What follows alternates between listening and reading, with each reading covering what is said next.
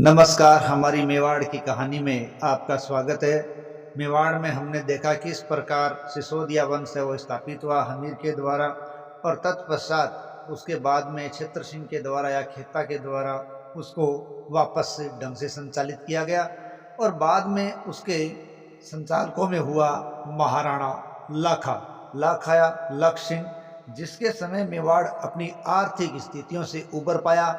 क्योंकि इसके लिए एक तो उसे जावर की खान ने बहुत बड़ा मौका दिया, और साथ ही साथ पिछोला झील के रूप में उसे पानी का एक अपार विशाल स्रोत मिल गया। और उसके बाद मेवाड़ उत्तरोत्तर प्रगति के पथ पर बढ़ता चला गया। तो आइए जानते हैं।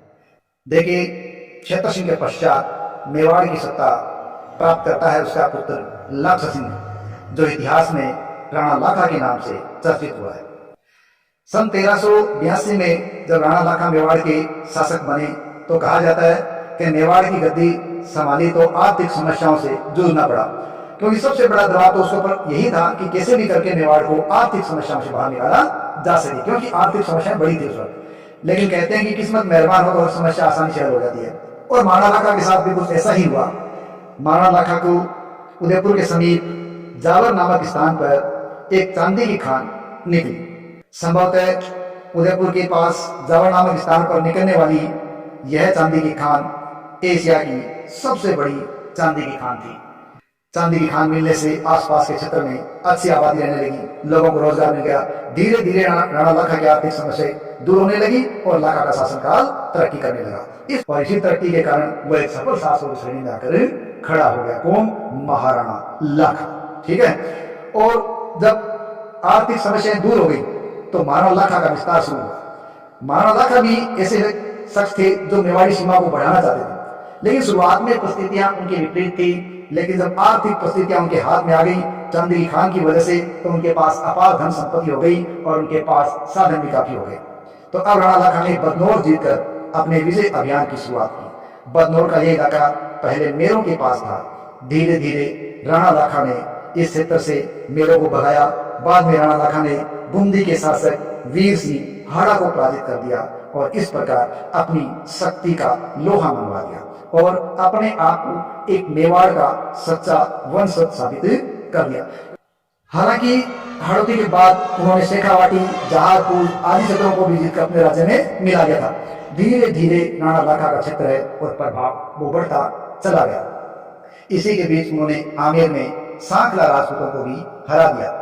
मेवाड़ का उमराव बनाने से पहले राणा लाखा ने डोडिया राजपूतों को छोटी छोटी जागीरें भी प्रदान कर दी थी। अब उसका सामना हुआ सुल्तान गयासुद्दीन से।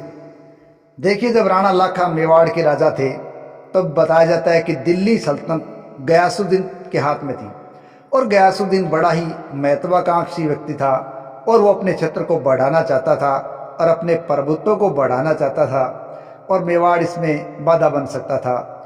और गयासुद्दीन अपने प्रभुत्व को बढ़ाने के लिए बदनौर आया था। ठीक है।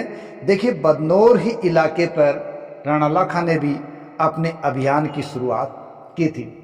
बदनौर में गयासुद्दीन का सामना जब मेवाड़ के राणा लाखा से हुआ तो राणा लाखा इस समय बहुत ही मजबूत स्थिति में थे और उन्होंने गयासुद्दीन तुगलक को बड़ी मजबूत टक्कर दी, और कहा जाता है गयासुद्दीन को एक बुरी पराजय का सामना करना पड़ा था। हालांकि इस प्रकार की जो घटना है उसके कोई ज़्यादा साक्ष्य मौजूद नहीं है। ये मेवाड़ के कुछ ख्यातों पर आधारित घटनाएं हैं। इतना ही नहीं, महाराणा लाखा ने मालवा और गुजरात के मुस्लिम शासकों के साथ भी संघर्ष किया था। यानी हम पीछे देख चुके कि मेवाड़ी गाथा के अंदर कि मालवा और मेवाड़ की एक संघर्ष की कहानी शुरू हो चुकी थी। तो उसी संघर्ष की कहानी में राणा लाखा भी आगे बढ़ा और मालवा गुजरात के मुस्लिम शासकों के साथ संघर्ष किया और जीत प्राप्त की। लाखा के लिए यह बड़ी जीत थी कि उसके होते हुए मुस्लिम शासक मेवाड़ को किसी भी तरह की क्षति या नुकसान नहीं पहुंचा सके। सन 1396 में मांडलगढ़ जीत लेने के बाद गुजरात का जफर खां मेवाड़ में प्रवेश नहीं कर सका था। यानी मेवाड़ को बचाए रखने में राणा लाखा का महत्वपूर्ण योगदान था। राणा लाखा के शासनकाल के अंदर ही उदयपुर शहर के बीचों बीच पिच्छू नामक एक बंजारे ने एक झील का निर्माण करवाया और यह झील पिछोला झील कहलाई। जो राणा लाखा के समय मेवाड़ में एकमात्र पेयजल का साधन रही है। अपने दरबार में विद्वानों को भी शरण दिया करते थे। उनके दरबार में धनेश्वर भट्ट और जोटिंग भट्ट नाम दो प्रसिद्ध संगीतकार रहते थे, जो मेवाड़ के दरबार की शोभा बढ़ाया करते थे। अब बात करते राणा लाखा की मृत्यु के बारे में। देखिए, राणा लाखा मेवाड़ के सफलतक शासकों में गिने जाते हैं और उनकी मृत्यु कहते हैं 1397 में सामान्य तरीके से ही हुई थी।